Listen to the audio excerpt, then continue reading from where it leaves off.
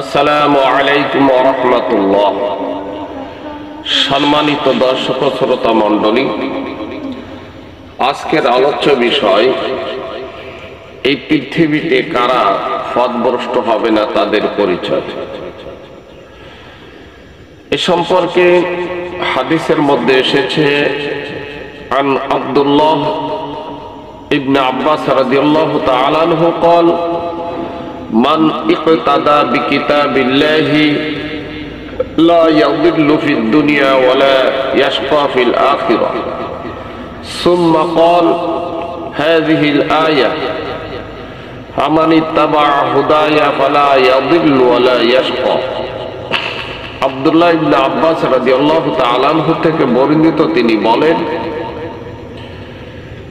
যে ব্যক্তি আল্লাহ সুবহানাহু ওয়া তাআলার কিতাবের অনুসরণ করবে সে দুনিয়ার জীবনে পথভ্রষ্ট হবে না, এমনকি সে আখিরাতের জীবনেও হতভাগাদের অন্তর্ভুক্ত হবে না। অতঃপর তিনি সূরা তাহার 123 নম্বর আয়াতখানা তেলাওয়াত করলেন। তিনি বললেন, ফামানিত্তাবা হুদায়া ফালা ইয়াদিল্লু ওয়ালা ইয়াশকা।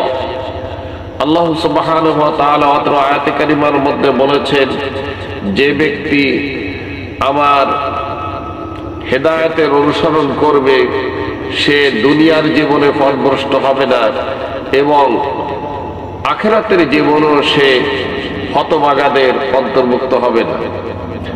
সম্মানিত দর্শক ও শ্রোতা মণ্ডলী, অত্র হাদিস এবং কোরআনের আয়াত থেকে আমাদের শিক্ষণীয় বিষয় হলো যে আমরা সদা সর্বদা আল্লাহ সুবহানাহু ওয়া তাআলার নাজিলকৃত কিতাব এবং তার রাসূলের রেখে দেওয়া হাদিসের অনুকরণ করব এবং আমরা সেই অনুযায়ী আমাদের দিন, আমাদের জীবন, আমাদের সমাজ, আমাদের রাষ্ট্রীয় ব্যবস্থা পরিচালনা করব।